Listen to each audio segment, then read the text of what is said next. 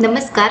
आज आपण विभूती प्रतिमा हा घटक अभ्यासणार आहोत. बघा, हा घटक अभ्यासल्याच्या नंतर आपल्याला विभूती प्रतिमा म्हणजे काय, विभूती प्रतिमा कशा तयार होत राहतात व आपल्या राजकीय मानसिकतेशी त्यांचा संबंध कसा पोहोचतो, काही महत्त्वाच्या पौराणिक व ऐतिहासिक विभूती कोणत्या, त्यांच्या प्रतिमा कशा साकारल्या गेल्या, हितसंबंधात्मक राजकारणामध्ये विभूत्यांच्या प्रतिमांचा योजनाबद्ध वापर कसा होतो, आपल्या राजकीय मानसिकतेच्या घडणीवर विभूती प्रतिमांचा कसा परिणाम होतो, हे आपल्याला हा घटक अभ्यासल्याच्या नंतर समजून येणार आहे. तत्पूर्वी थोडक्यात आपण त्याची प्रस्तावना पाहून घेऊयात. बघ, प्रत्येक समाजात त्या समाजाच्या जडणघडणीमध्ये महत्वाची भूमिका बजावणाऱ्या व आपल्या कर्तबगारीचा ठसा जनमानसावर दीर्घकाळ उमटविणाऱ्या अनेक कर्तृत्ववान व्यक्ती होऊन गेल्याचं आपण जाणतो. बघा, काळाच्या ओघात यापैकी काही व्यक्तींना विभूतिमत्व प्राप्त होतं. या सर्व विभूतींची ऐतिहासिक कामगिरी वस्तुनिष्ठपणे आपल्याला माहीत असतेच असं नाही. बघा, किंबहुना आपल्याविषयीचे आपले अज्ञानच अधिक असण्याची शक्यता असते. तथापि आपल्याला मूल्य, श्रद्धा व हितसंबंधांच्या संदर्भात या विभूतींच्या काही बऱ्या वाईट प्रतिमा आपल्या मनात घर करून राहतात व त्याद्वारे आपली स्थूल राजकीय दृष्टी बनत जाते. बघा, एखाद्या विभूतीची प्रतिमा जनमानसामध्ये अशी स्थिरावते, त्याला आपण कसं सामोरं जातो, ती प्रतिमा आपल्यावर कोणता राजकीय संस्कार करते व त्या अनुषंगाने आपली राजकीय मानसिकता कशी घडत जाते, याचा विचार या ठिकाणी आपल्याला करायचा आहे. आणि तो करताना आपण आपल्या वर्तमान राजकारणातील विभूतींच्या प्रतिमा कशा तयार झाल्या, विविध राजकीय शक्तींचं संघटन व संचलन करण्यासाठी त्यांचा भिन्न भिन्न हितसंबंधी गटाकडून कसा वापर केला गेला जातो, तर तेच आपण या घटकामध्ये पाहणार आहोत. तर आता सुरुवात करूयात आपण. सर्वात आधी आपण विभूती म्हणजे नेमकं काय, तर ते पाहूयात. इतिहासाला आपल्या कर्तबगारीने अर्थपूर्ण कलाटणी देणाऱ्या व्यक्ती या त्या समाजाच्या आदराला नेहमीच पात्र होतात. बघा, इतकंच नाही तर त्या समाजाच्या संस्कृतीची ती भूषणे देखील ठरतात. काळाच्या ओघात यापैकी बऱ्याच व्यक्तींची दैवत देखील बनली जातात. बघा, काही ऐतिहासिक पुरुषांचं तर त्यांच्या हयातीतच दैवतीकरण झाल्याचं आपण पाहतो. दैवी अवतार कल्पनेचा भारतीय मनावर असलेला पगडा लक्षात घेता या गोष्टींचं आश्चर्य वाटायला नको. अशा परिस्थितीत संबंधित इतिहास पुरुष ही केवळ ऐतिहासिक व्यक्ती न राहता ती त्या जनसमूहाचे श्रद्धास्थान बनते. आणि अशा या राष्ट्रपुरुषाकडे लोक व्यक्ती नव्हे तर विभूती म्हणून पाहू लागतात. सर्वसामान्य ऐतिहासिक व्यक्तीपेक्षा विभूती ही मग अनेक अर्थाने वेगळी असते. इतिहासाच्या एका टप्प्यावर विशिष्ट हितसंबंधाचा पाठपुरावा करत असताना त्या हितसंबंधाचा सांधा व्यापक मानवी हिताशी जोडण्यात ती बऱ्याच मोठ्या प्रमाणात यशस्वी झाल्याचं दिसून येतं. बघा, तिच्या कार्यास एक वैश्विक परिमाण प्राप्त होतं आणि या वैश्विकतेमध्येच त्या व्यक्तीच्या विभूतिमत्वाची बीज ही जडलेली असतात. उदाहरणार्थ बघा, ज्योतिबा फुले हे शूद्रातिशूद्र वर्गाच्या हितसंबंधांचा पाठपुरावा करत होते हे खरंच, पण बघा, त्यांचा हा प्रयत्न शेवटी अखिल मानवी जातीच्या हिताशी निगडीत असल्याचं जेव्हा त्यांच्या कार्यावरून लक्षात येतं, तेव्हा फुल्यांचं विभूतिमत्व जाणवतं. हीच गोष्ट लोकमान्य टिळक, महात्मा गांधी किंवा डॉक्टर बाबासाहेब आंबेडकर या इतिहास पुरुषांच्या बाबतीत देखील घडल्याचं आपल्या लक्षात येईल. बघा, साहजिकच परस्पर विरोधी हितसंबंधी यांच्या दृष्टीने अशा विभूती जरी सारख्याच आदरणीय ठरत नसल्या तरी दाखलपात्र खचितच ठरतात. त्यांची ही सर्व मान्यता हाच व्यक्तीच्या विभूती भावनाचा आरंभ असतो. विभूती भावनाच्या या प्रक्रियेत मूळ ऐतिहासिक व्यक्तीच्या वास्तविक कर्तृत्वास हळूहळू गौणत्व प्राप्त होतं व तिच्या कर्तबगारीची अतिरंजित चित्र रंगवली जातात. बघा, एरवी मानवी असणाऱ्या तिच्यातील गुणांना अतिमानवी शक्ती म्हणून संबोधलं जाऊ लागतं. अशा शक्ती गुणांचा मूर्तिमंत आविष्कार म्हणून त्या व्यक्तीकडे पाहिलं जाऊ लागतं आणि हा म्हणता अशी व्यक्ती अद्वितीय, लोकोत्तर, दैवी गुणसंपन्न व क्वचित अवतारीही बनते. बघा, संत महात्मा, महाराज, भगवान अशा आदरयुक्त संबोधनातून विभूतींचा उल्लेख होऊ लागतो. सामान्य माणूस आणि विभूती यांच्यातील नातं काहीसं गूढ बनतं.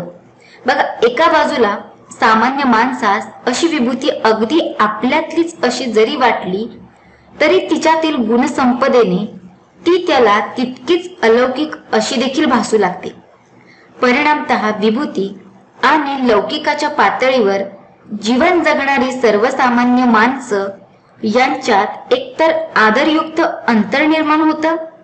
सामान्य माणसं ही सत्य बोलतातच, पण बघा, रामाचा सत्ववचनीपणा पूर्णत्वाने आपल्या अंगी येणं अशक्यच आहे अशी देखील त्यांची धारणा असते. त्यामुळे सत्यवचनी रामाचे विभूतिमत्व त्यांना अधिकच भावते. बघा, विभूती विषयाचा आदरभाव वाढत जातो व त्याचं गाढ श्रद्धेत रूपांतर होतं. संबंधित विभूती ही नुसतीच मग आदरणीय राहत नाही, ती जनसामान्यांचं श्रद्धास्थान बनते.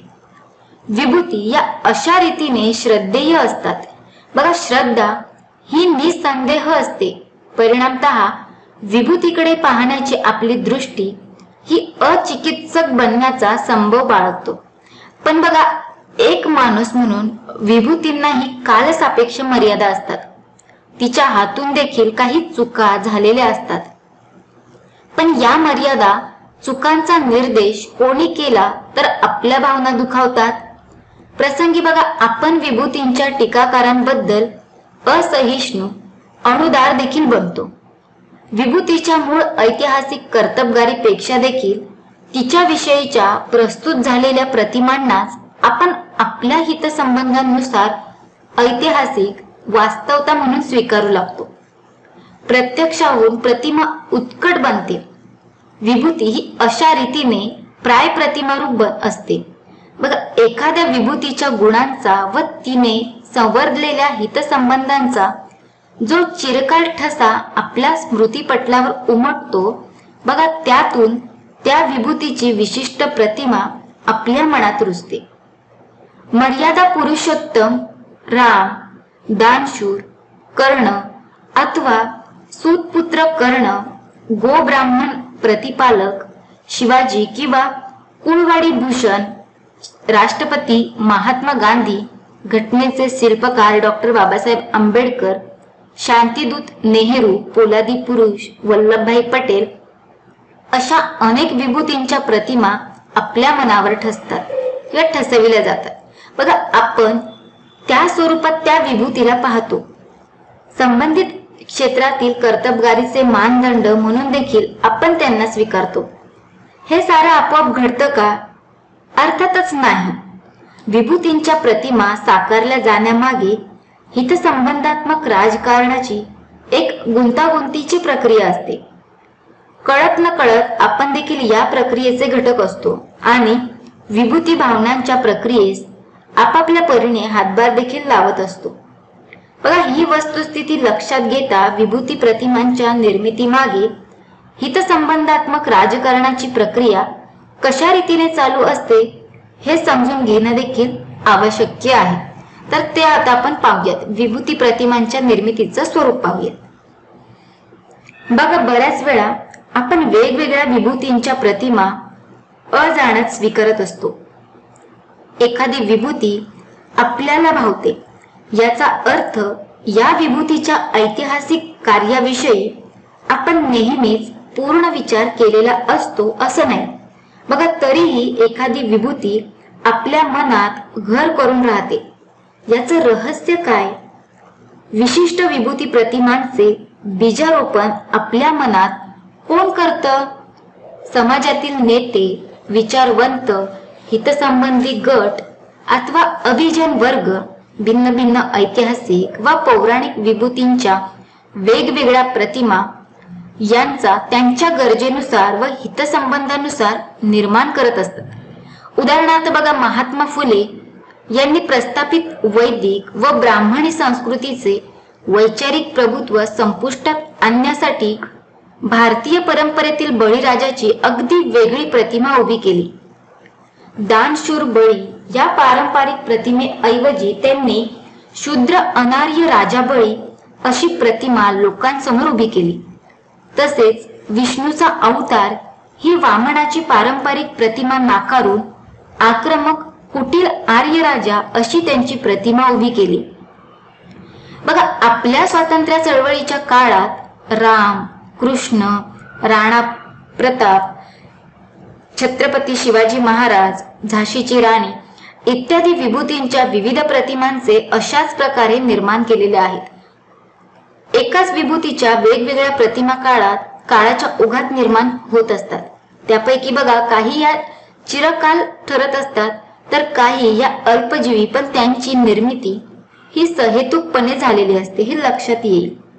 बघा, अर्थातच एकाच विभूतीची एक प्रतिमा जनमानसात चिरकाल अशी क्वचितच स्थिरावल्याचं दिसतं। उलट पक्षी बदलत्या काळानुसार व हितसंबंधांच्या बदलत्या मांडणीनुसार विभूत्यांच्या प्रतिमा देखील बदलतात आणि त्यांचे अर्थ आणि आशय देखील बदलतो आणि त्यानुरूप आपला राजकीय पिंड घालविण्याची त्यांची क्षमता देखील कमी अधिक होताना दिसते। हे असं का घडतं? विभूतींच्या वेगवेगळ्या प्रतिमा कालानुरूप बदलतात याचं मुख्य कारण म्हणजे बघा, या प्रतिमांची निर्मिती ही भिन्न भिन्न हितसंबंधी गटाकडून जाणीवपूर्वक केली जाते।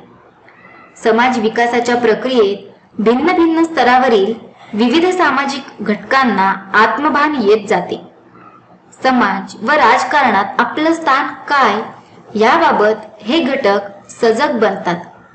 आपले हितसंबंध कोणते, प्रचलित राजकारणात ते जपले जातात की नाही याचा ते विचार करू लागतात। आपल्या हितसंबंधांचा पाठपुरावा केल्याशिवाय एक सामाजिक गट म्हणून आपलं अस्तित्व जे आहे ते अस्तित्व धोक्यात येईल की काय अशी भीती त्यांना वाटते। त्यामुळे बघा, साहजिकच आपले हितसंबंध स्पष्टपणे मुखर करण्याची त्यांना गरज भासू लागते।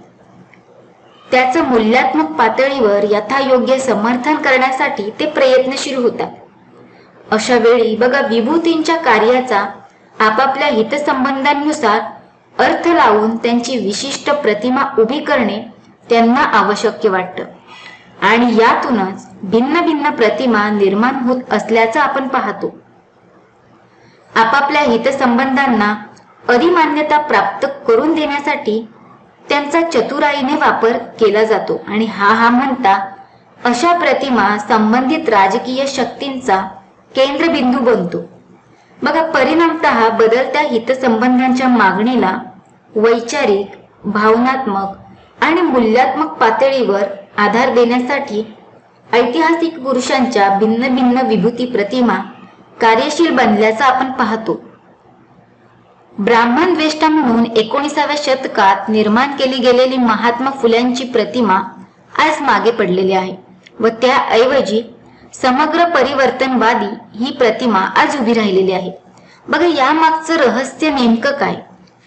बदलत्या हितसंबंधांच्या राजकारणातच हे रहस्य दडलेलं असल्याचं आपण थोड्याशा विचारांती सहजच लक्षात येईल।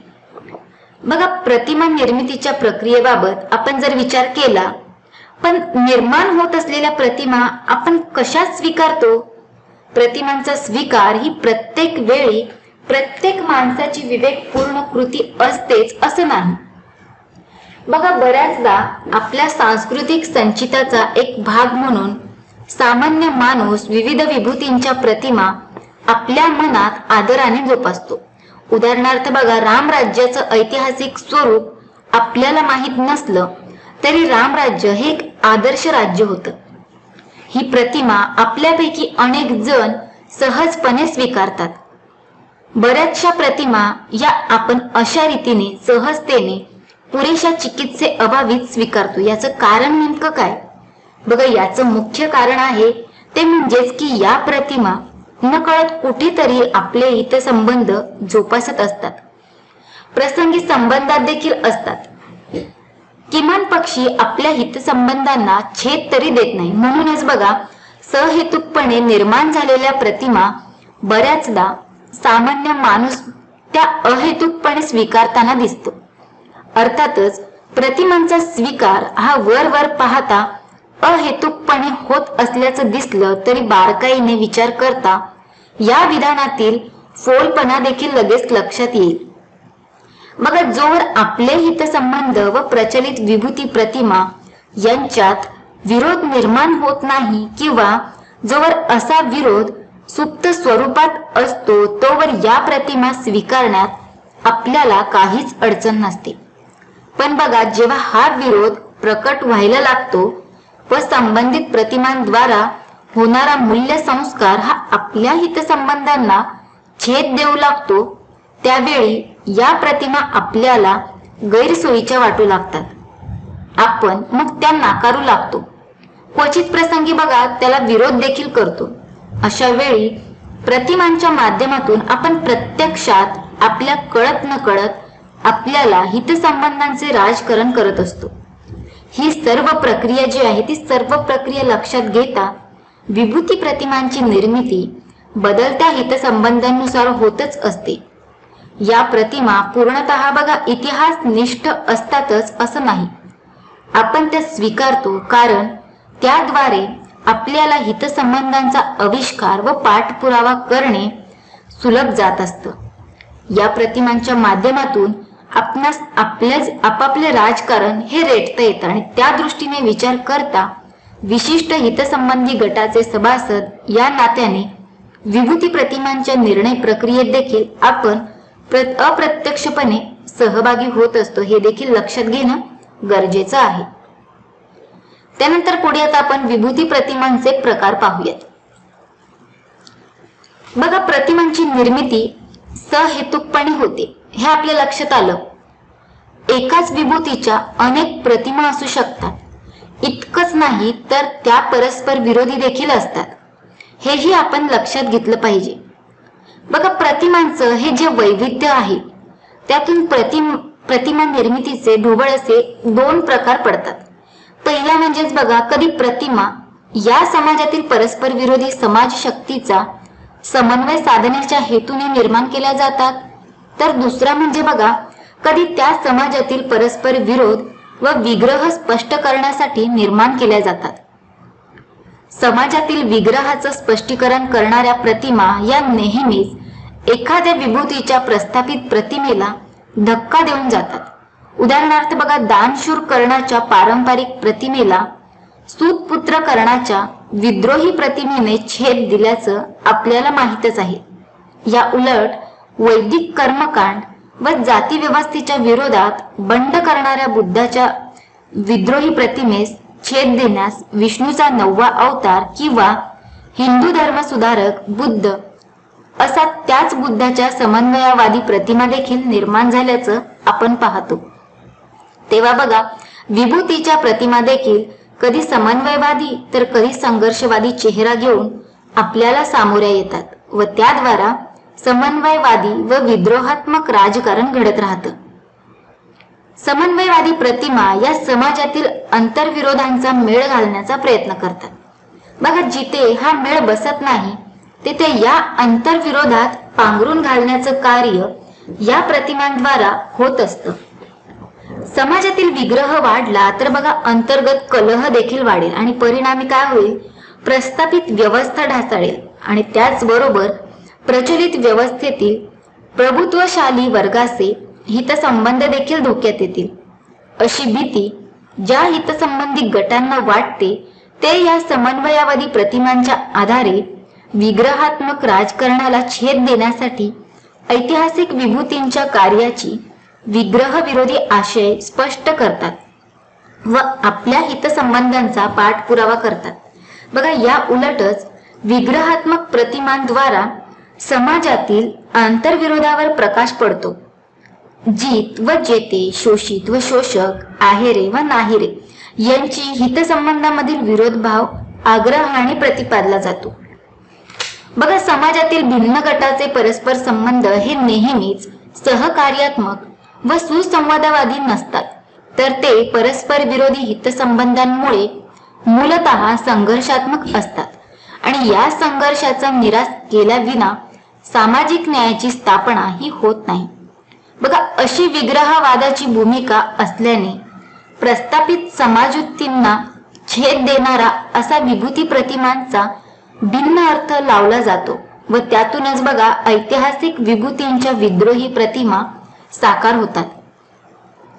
एकाच विभूतीच्या या दोन परस्पर विरोधी प्रतिमा कित्येकदा आपल्या मनात संघर्ष निर्माण करतात. एका खोल पातळीवर हा संघर्ष मूल्यात्मक असतो. आपली वैयक्तिक मूल्यधारणा व हितसंबंधांनुसार आपण या प्रतिमांपैकी एखादी स्वीकारतो आणि या स्वीकारातून आपली मूल्यात्मक धारणा व हितसंबंध प्रकट होत असतात. आपली राजकीय मानसिकता त्यातून व्यक्त होते व आपला राजकीय कलह देखील त्यातून स्पष्ट होत असतो. बघा, प्रतिमांचा आपल्यावर होणारा संस्कार व त्यांचा वापर ही एक दुहेरी प्रक्रिया असते. आपण आपल्या सामाजिक पार्श्वभूमीवर आणि हितसंबंधानुसार काही विशिष्ट प्रतिमांचा जसा स्वीकार करत राहतो, त्याचप्रमाणे या प्रतिमांद्वारा काही राजकीय संदेश मूल्य देखील आपण संक्रमित करत असतो. या मूल्य संक्रमणातून आपण इतरांची राजकीय मानसिकता देखील घडवत जातो.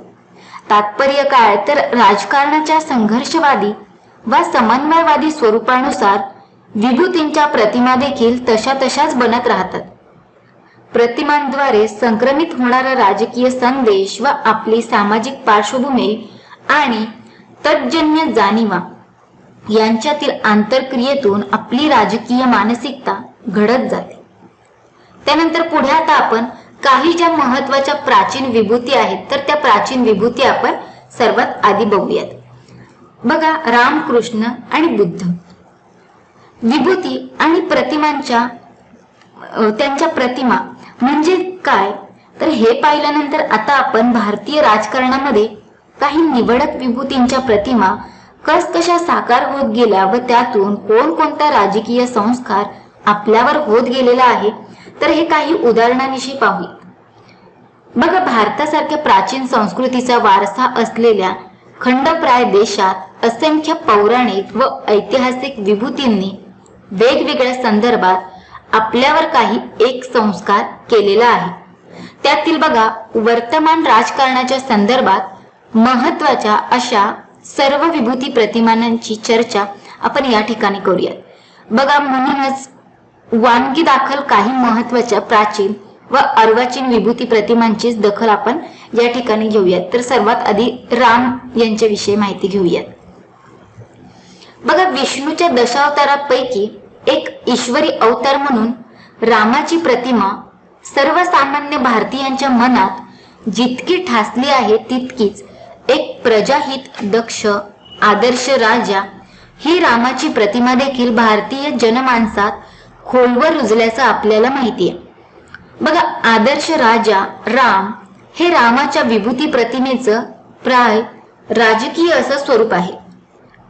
पितृवचन पाळणारा, दुष्टांचा संहारक, मर्यादा पुरुषोत्तम, धर्माचा त्राता, एक पत्नी व्रती, कर्तव्य कठोर, प्रजाहित पारायण या रामाच्या अन्य प्रतिमा त्यांच्या आदर्श राजाच्या प्रतिमेत अंतर्भूत असतात व त्या सर्वांच्या सहित भारतीयांच्या मनातील आदर्श राजा अशी रामाची प्रतिमा तयार होते.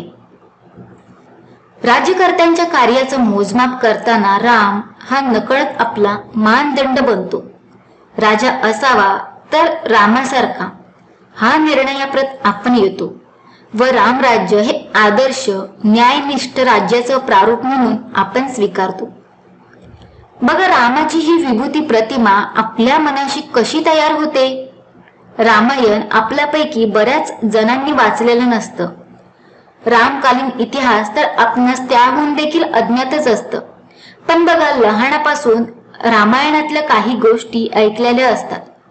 राम रावण युद्धाच्या कथा, त्यांच्यातील नैतिक बोधासहित आपल्यापर्यंत पोहोचलेले असतात.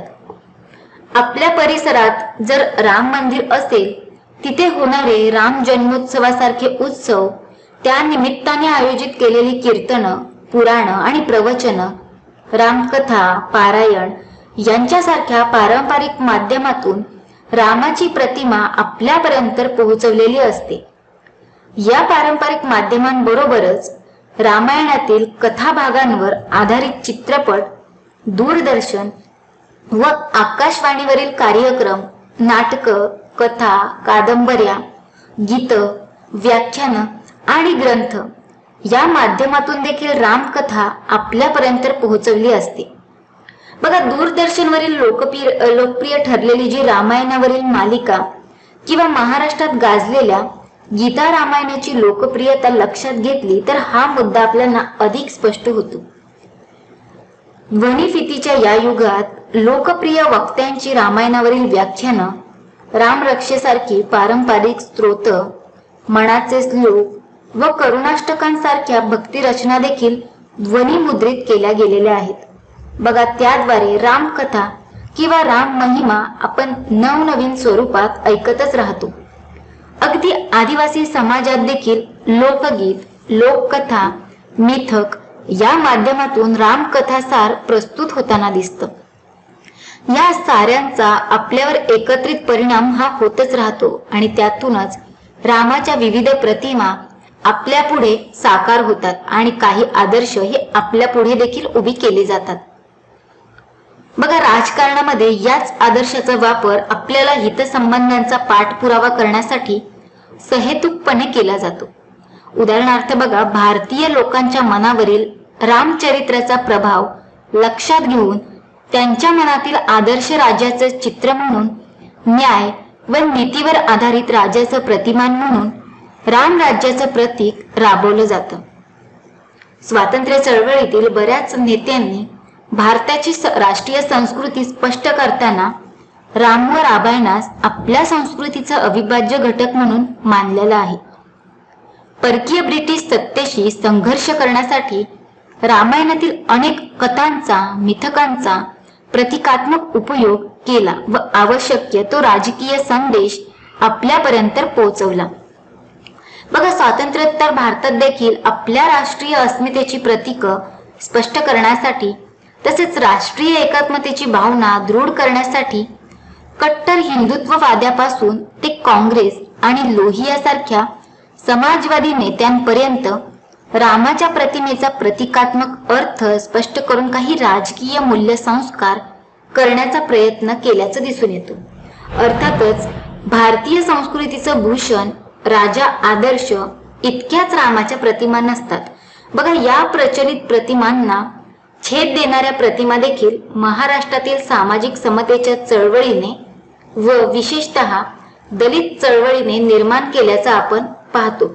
बघा, यातूनच शंभुकाचा वध करून वर्णव्यवस्थेची चौकट दृढ करणारा राम, अग्निदिव्य करूनही सत्तेचा स्वीकार न करणारा त्राटिका, शूर्पणखांसारख्या राक्षसींशी संघर्ष करून त्यांची स्त्रीराज्य नष्ट करणारा पुरुष सत्ताक व्यवस्थेचा समर्थक राम यांच्यासारख्या राम प्रतिमा निर्माण झाल्याचं आपण पाहतो. बघा, गेल्या दशकातील भारतीय राजकारणामध्ये राम हा प्राय हिंदू अस्मितेचं द्योतक बनवला गेलेला आहे. परिणामतः रामाबद्दल चिकित्सक, प्रस्थापित, समजुतीला धक्का देणारे लिहिणं, बोलणं हे हिंदू अस्मितेला दुखवणारं ठरू शकतं. गेल्या दशकामध्ये रिडल्स इज हिंदुइझम मधील बाबासाहेब आंबेडकरांचं रामविषयीचे विचार प्रकाशित होतात. महाराष्ट्रातील सवर्ण आणि दलित वर्गात जे तणाव निर्माण झाले त्यावरून बघा, हे जे मुद्दे आहेत ते मुद्दे अधिकच स्पष्ट होतात. तात्पर्य काय तर हितसंबंधात्मक राजकारणाच्या संदर्भात रामाच्या भिन्न भिन्न प्रतिमा या आपल्या पुढे निर्माण होताना आपण पाहतो. परिणामतः महात्मा गांधीजींचा राम वेगळा, डॉक्टर बाबासाहेब आंबेडकरांचा राम वेगळा व हिंदुत्ववाद्यांचा राम वेगळा असं चित्र दिसतं. बघा, आपापल्या हितसंबंधांनुसार यापैकी एखादी राम प्रतिमा आपल्याला कमी अधिक भावते हे खरं, पण या सर्व प्रतिमा आपली राजकीय मानसिकता घडविण्याच्या कामी कार्यशील असतात हे निर्विवाद. त्यानंतर आता कृष्ण या प्रतिमेविषयी आपण माहिती घेऊयात. बघा, रामाप्रमाणेच कृष्णाची देखील प्रतिमा भारतीय राजकारणात वापरली गेल्याचे दिसते. विशेषतः स्वातंत्र्यपूर्व काळात कृष्ण प्रतिमेचा व त्याने प्रतिपादलेल्या गीता तत्वज्ञानाचा वापर तत्कालीन राजकारणाकरिता झाल्याचं सहजच लक्षात येईल.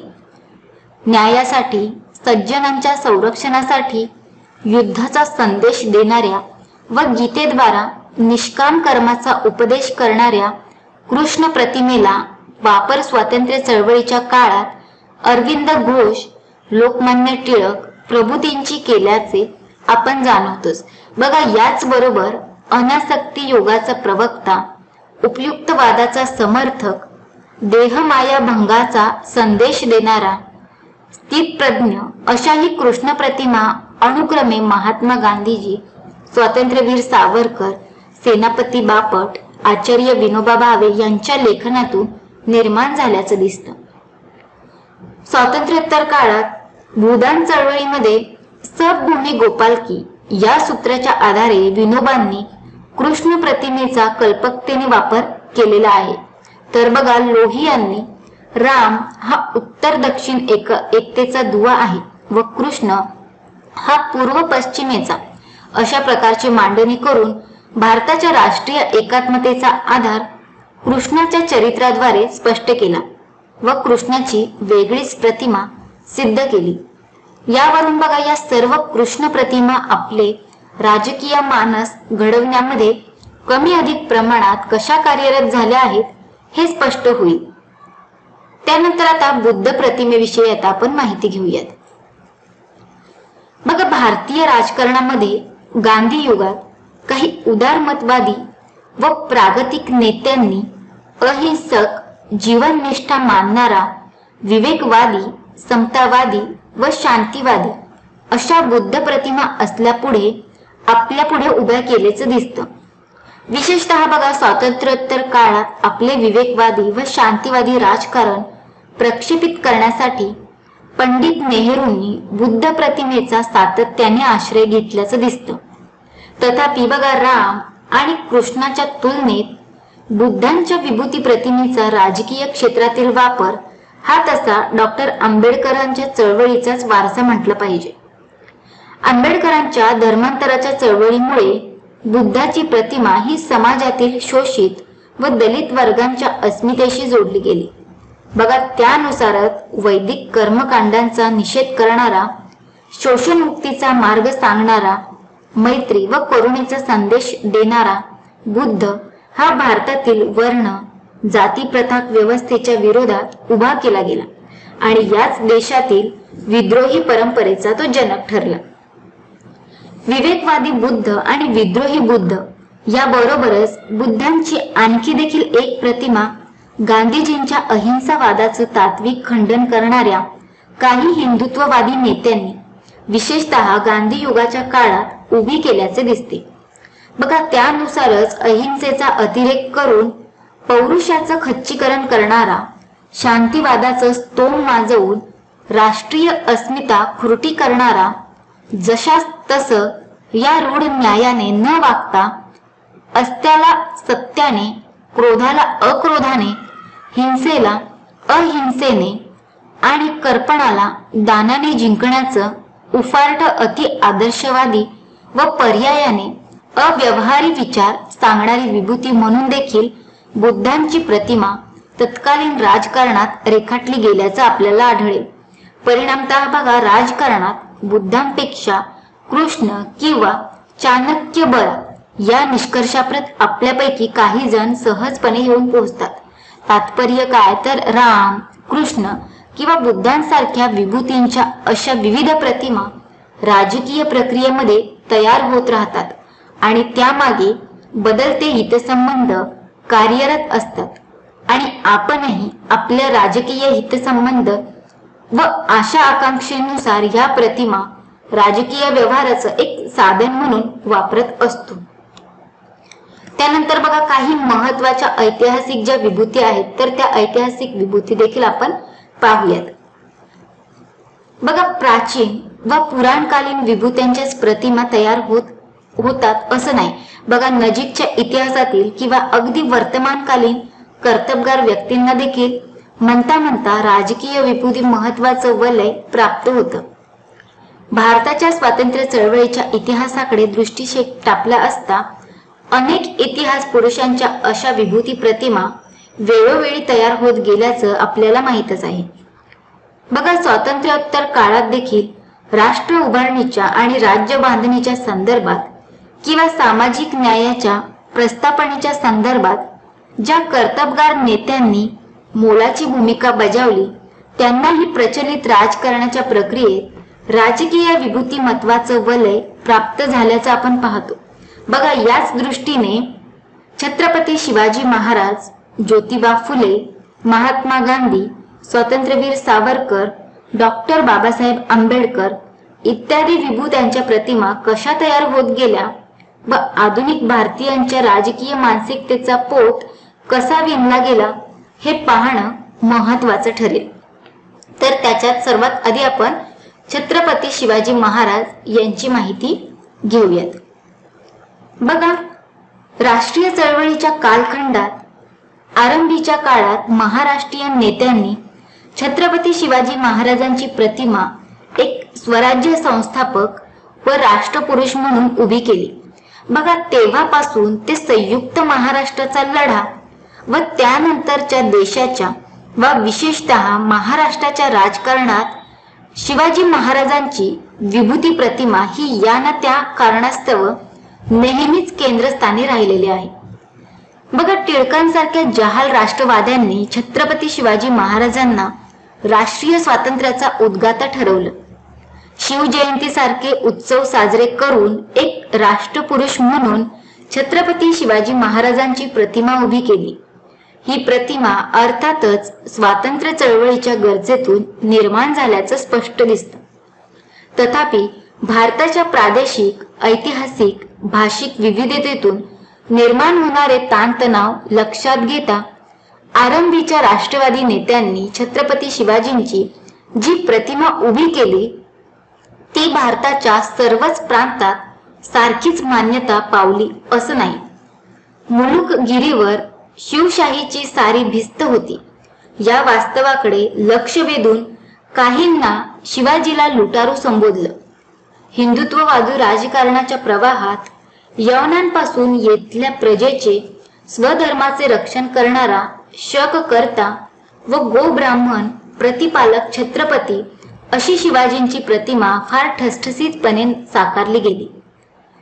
19व्या शतकात ज्योतिबा फुल्यांनी गोब्राह्मण प्रतिपालक या रूढ प्रतिमेला छेद देणारी पोशिंदा कुणब्यांचा ही छत्रपती शिवाजींची प्रतिमा निर्माण केली व छत्रपती शिवाजींची शूद्रातिशूद्रांच्या अस्मितेची सांगड घालण्याचा प्रयत्न केला.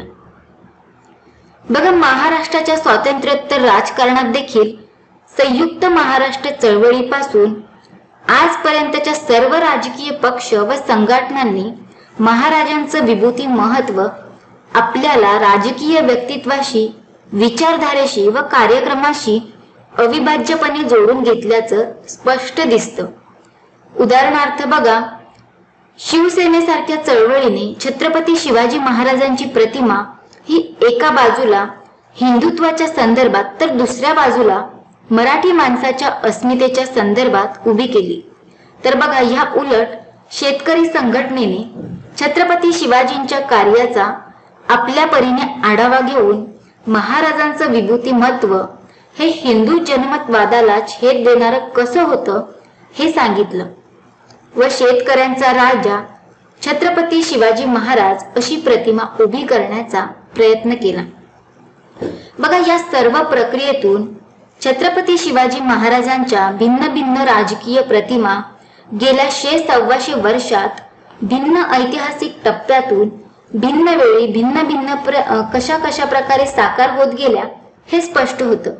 म्हणूनच बघा शिवाजी महाराज हे कधी आपल्या पुढे स्वराज्य संस्थापक म्हणून तर कधी गोब्राह्मण प्रतिपालक म्हणून, तर कधी हिंदू हितवादक म्हणून, तर कधी शेतकरी वर्गाचा प्रतिनिधी म्हणून उभा केला जातात. बघा, या भिन्न भिन्न प्रतिमांमधूनच संबंधित वर्ग जातींचे पक्षांचे हितसंबंध अभिव्यक्त होत राहतात.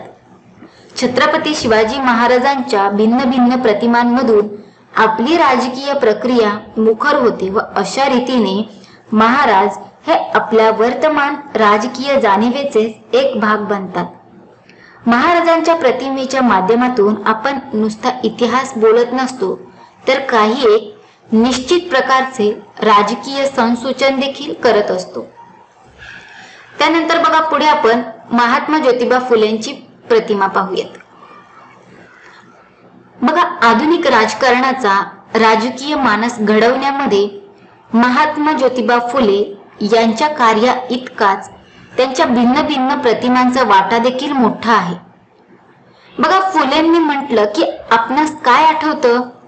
अस्पृश्यांना स्वतःच्या घरातील पाण्याचा हौद खुला करून देणारा महात्मा, शेतकऱ्यांची कैफियत मांडणारा शेतकरी नेता, अस्पृश्यांसाठी व मुलींसाठी पहिली शाळा काढणारा विद्याप्रसारक, ब्राह्मणी वर्चस्वांविरुद्ध झुंज देणारा दंभहारक, जाती व्यवस्थेच्या अंतासाठी झगडणारा समतावादी, सार्वजनिक सत्यधर्म स्थापून भ्रातृभावाचा, स्त्री पुरुष समतेचा व इहवादाचा पुरस्कार करणारा द्रष्टा, अशा फुल्यांच्या अनेक प्रतिमा आपल्या डोळ्यापुढे येतात. त्यामुळे फुल्यांचं नाव हे साहजिकच जाती वर्चस्व व शोषण विरुद्धच्या लढ्याशी अपरिहार्यपणे जोडलं गेल्याचं आपल्या चटकन लक्षात येईल. सर्वांगीण परिवर्तनाचा विचार मान्य नसणाऱ्या स्थितीवादी लोकांना फुल्यांचे विचार व कार्य पूर्णतः मान्य नसतं. त्यांच्या हितसंबंधांचा पाठपुरावा करण्याच्या दृष्टीने कदाचित ते अडचणींचे असण्याची शक्यता असते. पण बघा, प्रचलित राजकीय प्रक्रियेत तर फुल्यांची विभूती हा एक महत्वाचा संदर्भ ठरलेला असतो. तो दुर्लक्षून राजकारण करता येणं अशक्यच असतं. अशा वेळी बघा, फुल्यांची एकतर विपर्यस्त प्रतिमा उभी करण्याचा प्रयत्न केला जातो किंवा मूळची धारदार प्रतिमा पातळ करण्याचा प्रयत्न होतो. अशा प्रयत्नातूनच बघा, फुल्यांच्या आणखी काही प्रतिमा आपल्या पुढे निर्माण केल्या गेल्याचं दिसतं. बघा, उदाहरणार्थ फुल्यांना ब्राह्मण देष्टे, ख्रिस्ती मिशनरांचे हस्तक किंवा ब्रिटिश दार्जिन्य अशी शेलकी विशेषणं लावून त्यांची नकारात्मक प्रतिमा देखील उभी केली जाते. महाराष्ट्राच्या सार्वजनिक जीवनात नांगर व पांढरपेशा समाजाचं वर्चस्व असलेल्या काळात त्या वर्गाचं प्रतिनिधित्व करणाऱ्यांनी फुल्यांची अशीच नकारात्मक प्रतिमा उभी केल्याचं दिसून येतं. अर्थातच महाराष्ट्रातील गोरगरिबांना मात्र फुले हे नेहमीच सत्यशोधक व क्रांतिकारी स्वरूपात भावले, ही गोष्ट अलहिदा. बघा, महात्मा फुल्यांची मूळची धारदार प्रतिमा पातळ करण्याच्या प्रयत्नातून फुले जाती संस्थेच्या विरोधात असले तरी हिंदू समाजाचे हितचिंतकच होते. त्यांची ब्राह्मणांवरील टीका हा हिंदू धर्म सुधारणेचाच एक भाग होता. बघा, अशा तऱ्हेच्या त्यांच्या समन्वयावादी प्रतिमा साकार केल्या जातात. राजकारणाच्या प्रवाहात या साऱ्याच प्रतिमा आपल्या पुढे येत राहतात व आपल्या हितसंबंधांनुसार आपणास त्या कमी अधिक प्रमाणात भावतात. स्वातंत्र्योत्तर महाराष्ट्रात छत्रपती शिवाजी महाराजांप्रमाणेच महाराष्ट्राच्या राजकारणात फुल्यांच्या नावास सर्व मान्यता प्राप्त झाल्या गेल्याचं दशकातील निरीक्षणावरून आपल्याला लक्षात येईल. बघा, लोकशाही युगात बहुजन समाजाला व तळागाळातील जनतेला ज्याच्यामुळे राजकारणाच्या गाभ्यात प्रवेश मिळाला अशी क्रांतदक्षी विभूती म्हणून फुल्यांचं नाव आपण उच्चारत असतो. म्हणूनच बघा, सर्वांगीण परिवर्तन, समता, लोकशाही, शेतकरी वर्ग, स्त्री, शूद्रांच्या कल्याणाच्या संदर्भात फुल्यांचं नाव समतावादी राजकारणाबरोबरच इतरही लोक घेरत असल्याचं जाणवतं. अशा रीतीनं सध्याच्या संदर्भात फुल्यांचं नाव हे लोकशाहीवादी, बहुजनवादी व दलित राजकारणाचा केंद्रबिंदू झाल्याचं दिसून येतं. त्यानंतर आता आपण महात्मा गांधी यांच्याविषयी माहिती घेऊयात। बघा, एखादी विभूती जितकी मोठी तितकेच तिचं व्यक्तिमत्व देखील बहुपदरी असतं, गुंतागुंतीचं असतं। त्यातच बघा, अशा विभूती एखाद्या समाजाच्या राजकीय क्षितिजावर बराच काळ नेतृत्व करत असेल तर स्थळ काल सापेक्षतः तिच्या नुसत्याच भिन्न भिन्न नव्हे तर परस्पर विरोधी प्रतिमा देखील साकार होत जाणे हे अपरिहार्यच आहे। याचं सर्वात समर्पक उदाहरण म्हणजे महात्मा गांधी यांचं आहे। बघा, भारतीय स्वातंत्र्य चळवळीचा नायक, ब्रिटिश साम्राज्याचा विरोधक, पश्चिमी संस्कृतीचा टीकाकार, सत्याग्रहाचा प्रवर्तक, जन आंदोलक व राजकीय मुत्सद्दी या गांधीजींच्या सर्वमान्य प्रतिमा आपल्याला माहीतच असतात। इतकंच नाही तर मानवी जीवनाचा समग्रपणे विचार करणारी, जनशक्तीच्या बळावर क्रांतिकारी कार्यक्रम हाती घेऊन ते राबविणारी अशी सर्वमान्य लोकोत्तर विभूती म्हणून महात्मा गांधीजींच्या सर्वस्पर्शी व्यक्तिमत्वाची दखल निरुपद्रवाने घेतली जातच आहे। बघा, तथापि प्रचलित राजकारणाच्या संदर्भात विविध हितसंबंधीयांकडून गांधीजींच्या अनेक परस्पर विरोधी प्रतिमा देखील तयार झाल्याचं आपल्याला दिसतं। आपला राजकीय मानसिकतेचा पोत विणण्याच्या कामी या सर्वच प्रतिमा कमी अधिक प्रमाणात आपल्यावर प्रभाव टाकत असतात। त्या दृष्टीने गांधीजींच्या या विरोधी प्रतिमांचा या ठिकाणी संक्षेपाने वेध घेतल्यास तो अधिक उद्बोधक ठरेल असं वाटतं। बघा, या संदर्भात गांधी आपल्याला कसे दिसतात? एका बाजूला सत्याग्रह, अहिंसादी तत्वांचा पुरस्कार करत शांततामय संघर्षाचं राजकारण करणारा या स्वरूपात गांधी आपल्या पुढे येतात। तर बघा, त्याचबरोबर स्वतःच्या लोकप्रियतेचा फायदा घेऊन सत्याग्रहाच्या नावाखाली दुराग्रहाचे हटवादी राजकारण करणारा, देशाच्या फाळणीस व त्यानंतरच्या रक्तपातात जबाबदार असणारा तथाकथित अहिंसावादी राजकीय नेता म्हणून देखील गांधीजींची प्रतिमा उभी केली गेली असल्याचं दिसतं। बघा, एका बाजूला स्वतःला सनातनी हिंदू म्हणून घेणारा पण कुशलतेने अस्पृश्यता निवारण, हरिजनोद्धार यांसारखं धाडसी कार्यक्रम राबविणारा, विषमताधिष्ठित चातुर्वर्ण्यास सेवारूप चातुर्वर्ण्याचे स्वरूप देणाऱ्या, बंदी कामासारख्या शूद्र सेवेमध्ये उच्चवर्णीयांना गुंतवून त्यांच्या जातीय असहकारास छेद देणारा हा क्रांतिकारक पुरुष म्हणून गांधीजी आपल्याला दिसतात। तर बघा, दुसऱ्या बाजूला काही दलित नेत्यांच्या अनुभवास आलेले वर्णश्रम धर्माचे समर्थक, उच्चवर्गीय व जातीय हितसंबंधांना सतत पाठिंबा देणारे तत्कालीन दलित राजकारणाच्या विरोधात उभे ठाकलेले गांधीजीही आपल्याला दिसतात। विशेषतः बघा, डॉक्टर बाबासाहेब आंबेडकर चळवळीतून गांधींची प्राय हीच प्रतिमा साकार झाल्याचं दिसतं।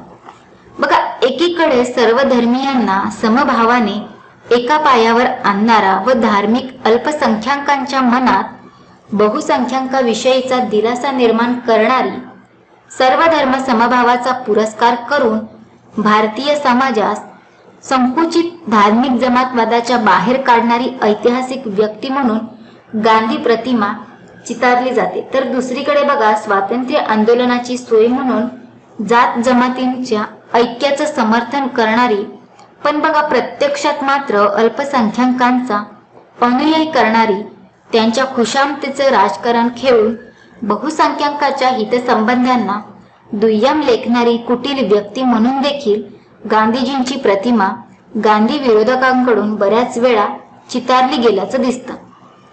एका बाजूला आधुनिक युगाच्या गतिशीलतेचं संपूर्ण भान असलेली व त्यांच्याशी सहज एकरूप होणारी व्यक्ती संकुचित निष्ठांचा त्याग करून आधुनिकतेशी सुसंगत अशा व्यापक निष्ठांचा स्वीकार, पुरस्कार व प्रचार करणारी धर्मश्रद्धांची बुद्धिनिष्ठ व व्यापक मानवी हिताच्या कसोटीवर परखड चिकित्सा करणारी व्यक्ती म्हणून गांधीजींची प्रतिमा आपल्या पुढे आलेली असतेच।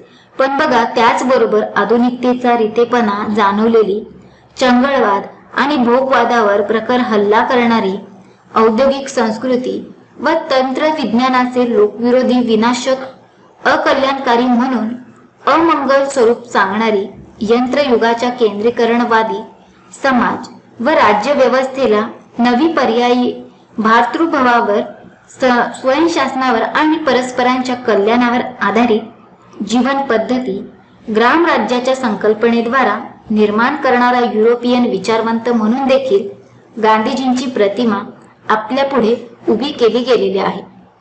बघा, गांधी एकाच वेळी अध्यात्मवादी आणि धर्मनिरपेक्ष गूढवादी आणि बुद्धिनिष्ठ हुकुमशाही प्रवृत्तीचे व लोकशाहीनिष्ठ कसे भासतात. गांधीजींच्या व्यक्तिमत्वाची व्यामिश्रता हे कारण त्याचं असू शकेल, पण बघा ते पुरेसं नाहीये.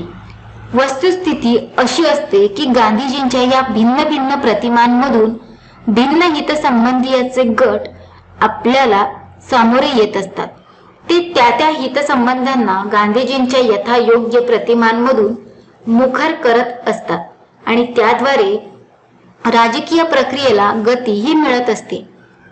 राजकीय प्रक्रियेमध्ये एक कर्ते भागीदार म्हणून देखील आपण आपल्या हितसंबंधांनुसार गांधीजींची आपल्याला सोयीची असलेली प्रतिमा उचलून धरत असतो व त्याद्वारे जी मानसिकता तयार करायची असते ती देखील घडवत असतो.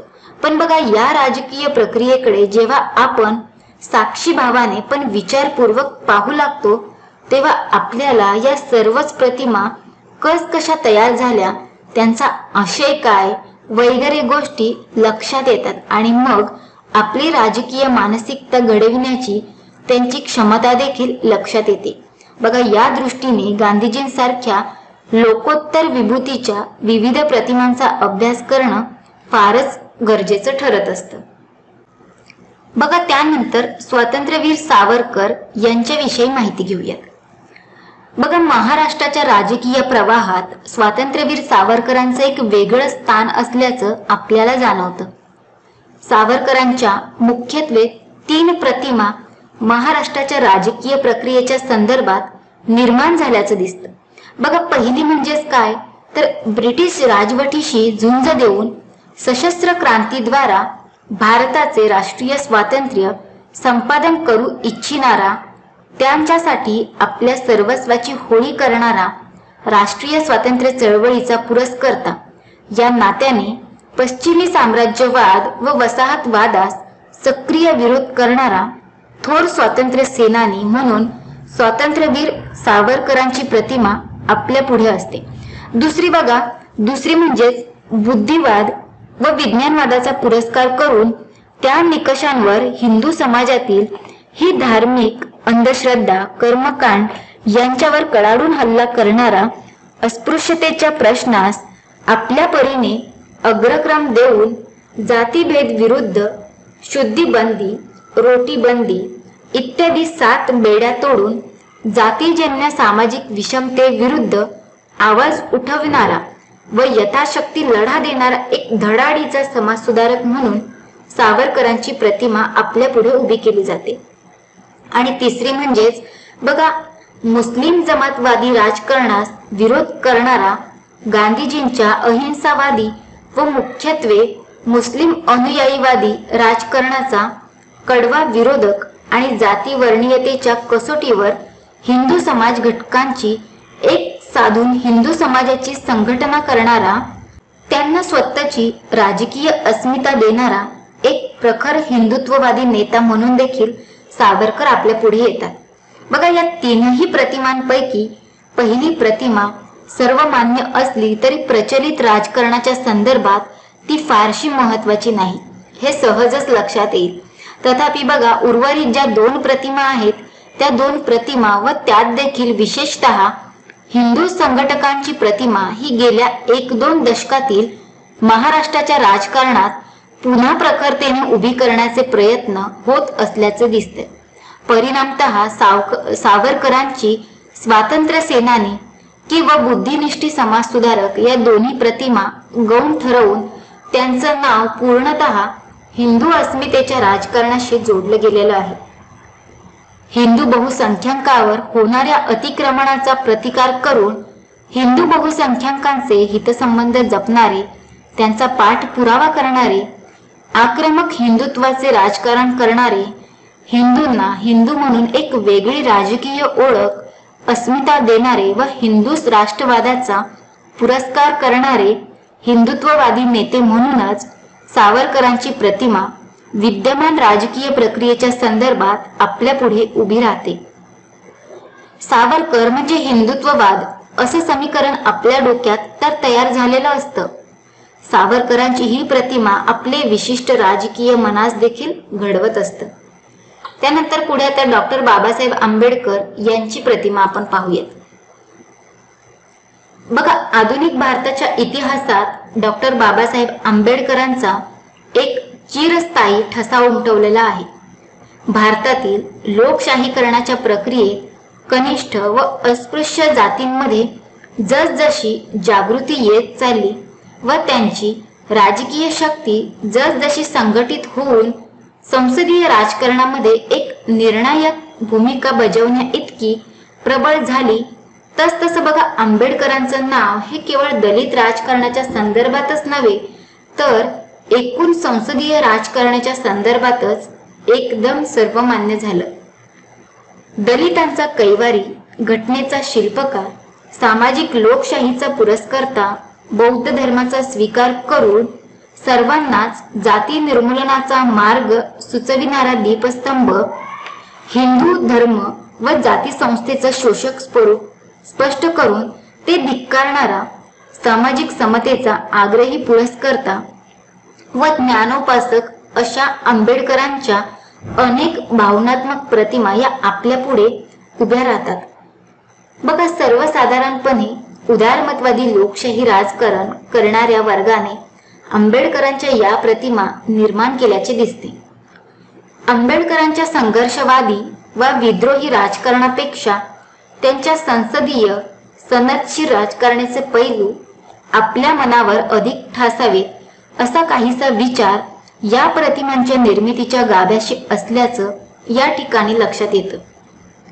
बघा, आंबेडकरांच्या संघर्षवादी राजकारणाचा वारसा सांगणाऱ्या व वसा घेतलेल्या अनेक प्रागतिक राजकीय पक्ष व संघटनांना आंबेडकरांच्या ज्या ज्या सर्व प्रतिमा आहेत त्या सर्व प्रतिमा सर्वस्वी अमान्य नसल्या तरी पुरेशा वाटत नाही.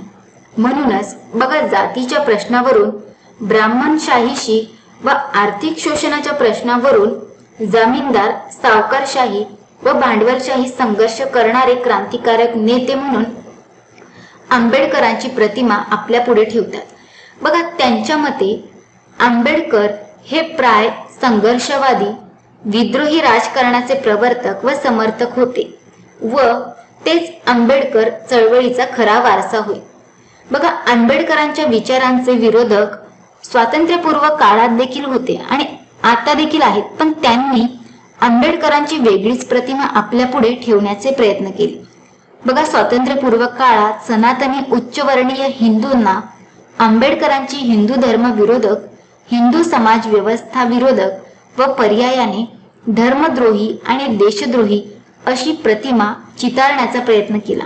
विशेषतः बघा, आंबेडकरांनी मंदिर प्रवेशाच्या चळवळी हाती घेतल्यापासून व धर्मांतराची घोषणा केल्यापासून तर त्यांची हिंदू धर्म विरोधी प्रतिमा अधिकाधिकच गहिरी झाली. बघा, आंबेडकरांची काँग्रेस विरोधी व विशेषतः गांधी विरोधी भूमिका लक्षात घेता त्यांची राष्ट्रीय चळवळीला विरोध करणारे व खीळ घालणारे तसेच ब्रिटिश धार्जिण्य म्हणून देखील एक प्रतिमा काही जणांकडून निर्माण केली गेली. आंबेडकरांनी दलित वर्गाच्या राजकारणाच्या नावाखाली शेवटी फक्त अस्पृश्य जातीचंच राजकारण केलं व मागास जातीय हितसंबंधाची नाळ त्यांना समग्र शोषित वर्गाशी जोडता आली नाही. अशा प्रकारची टीका देखील आंबेडकरांवर झाली व त्यातूनच त्यांची एक वेगळी प्रतिमा बांधण्याचा प्रयत्न झाला. आंबेडकर हे कडवे साम्यवादी नव्हते, म्हणून त्यांना साम्यवाद विरोधी, पर्यायाने उदारमतवादी, भांडवलशाहवादी, लोकशाहीचे समर्थक म्हणून देखील संबोधलं गेलेलं आहे. स्वातंत्र्योत्तरकालीन महाराष्ट्रातील राजकीय प्रवाह लक्षात घेताना मात्र फुल्यांप्रमाणेच आंबेडकर देखील लोकशाहीवादी व दलितांच्या राजकारणाचे केंद्रबिंदू झाल्याचे दिसतात. म्हणूनच बघा, समाज समतावादी परिवर्तनवादी राजकारणाच्या समर्थकांबरोबरच इतर राजकीय पक्ष व संघटना देखील आपापल्या हितसंबंधांचा पाठपुरावा करण्यासाठी डॉक्टर बाबासाहेब आंबेडकरांची आपल्याला सोयीची अशी प्रतिमा निर्माण करून संसदीय राजकारणाचे लाभ पदरात पाडून घेण्याच्या खटपटीत असल्याचे दिसते. बघा, आपल्या राजकीय मानसिकतेच्या जडणघडणीत विभूती प्रतिमांचा वाटा कसा असतो हे दाखवण्यासाठी काही निवडक विभूतींचा विचार आपण केला. याच विभूती केवळ आपली मानसिकता घडवतात असं नाही, गाव पातळीवर, जिल्हा किंवा प्रादेशिक पातळीवर देखील आपल्या कार्याचा ठसा उमटवणाऱ्या उत्तुंग व्यक्तिमत्वाच्या विभूती असू शकतात. त्यांच्या कार्यातूनही आपली मानसिकता घडत राहते. आपल्या सामाजिक विश्वाची व्याप्ती जितकी अधिक तितक्या प्रमाणात विविध विभूतींच्या प्रतिमानांना आपण सामोरं जाण्याची शक्यता अधिक व त्या प्रमाणात आपल्या राजकीय मानसिकतेचा पोत देखील अधिक कसदार होण्याची शक्यता जास्त असते. आपले कुटुंब, नातीगोती यांच्या पलीकडे त्यांचे सामाजिक विश्वच नसते. त्यांना आपण घेतलेल्या विभूत्यांच्या प्रतिमा भावतीलच असं देखील नाही. बघा, अशा व्यक्तींच्या बाबतीत कुटुंबातील एखादी व्यक्ती अथवा फार तर गावातला एखादा शिक्षक, स्थानिक पुढारी व लोकप्रिय अधिकारी हाच सर्वेसर्वा असतो. तो जी मूल्य, विचार, दृष्टिकोन प्रस्तुत करत असतो त्यानुसारच संबंधित व्यक्तीची मानसिकता देखील घडत जाते. उदात्त उत्तुंग विभूतींच्या माहितीच जर आपल्याला नसेल तर अशा व्यक्ती आपल्या डोळ्यांपुढे व अवतीभोवती नसतील तर आपले राजकीय मानस देखील खुरटतं आणि आपण कोणत्या राजकीय घटनेकडे संकुचित भूमिकेतून पाहतो, एखाद्या घटनेचा व्यापक संदर्भ आपल्याला समजत नाही, ती गोष्ट लक्षात घेता विभूती आणि त्यांच्या प्रतिमा यांचा आपल्या राजकीय मानसिकतेशी किती जवळचा संबंध आहे हे स्पष्ट होईल. तर बघा, आता थोडक्यात आपण विभूती प्रतिमा या घटकाविषयी माहिती घेऊया. आपल्याला राजकीय मानसिकतेचा पोत घडविण्यामध्ये विभूती प्रतिमानांचा मोठा वाटा असतो. बघा, काळाच्या ओघामध्ये भिन्न विभूतींच्या भिन्न भिन्न प्रतिमा समाजातील बदलत्या हितसंबंधाच्या मांडणीनुसार निर्माण होत जातात आणि त्याबरोबरच त्याद्वारा काही राजकीय संसूचन देखील होत राहतं. काही राजकीय संस्कार केले जातात. बघा, आपापल्या हितसंबंधांनुसार व काही राजकीय आकलनानुसार आपण हे राजकीय संस्कार स्वीकारत जातो व त्यानुसार आपला राजकीय मनोपिंड घडत जातो. आपली ही राजकीय मानसिकता आपला राजकारण विषयाचा दृष्टिकोन ठरवण्यात महत्वाची भूमिका बजावते. बघा, या विशिष्ट मानसिकतेतूनच आपण आपल्या परीने सभोवतालच्या राजकारणाचा विचार करतो, त्याला प्रतिसाद देऊ लागतो. भोवतालच्या राजकारणात प्रतिमांचा वापर हेतुतः केला जात असल्यामुळे विशिष्ट प्रतिमानांच्या संस्काराने आपली ही विशिष्ट मानसिकता तयार होते. आणि त्याचबरोबर हे देखील खरं आहे की आपल्या मनाच्या भावनात्मक धाटणीनुसार विशिष्ट प्रतिमा आपल्याला अधिक भावतात व त्या आपण सहजतेने आपल्याशा करतो. विभूतीच्या प्रतिमा आणि आपली राजकीय मानसिकता ही अशा प्रकारे परस्परावलंबी आहेत हे लक्षात ठेवणं गरजेचं आहे. तर बघा, अशा प्रकारे आपण विभूती प्रतिमा या घटकामध्ये विभूती म्हणजे काय, विभूती प्रतिमांच्या निर्मितीचं स्वरूप, विभूती प्रतिमांचे प्रकार, काही महत्वाच्या प्राचीन विभूती आणि काही महत्वाच्या ऐतिहासिक विभूती यांचा आपण अभ्यास केलेला आहे. धन्यवाद.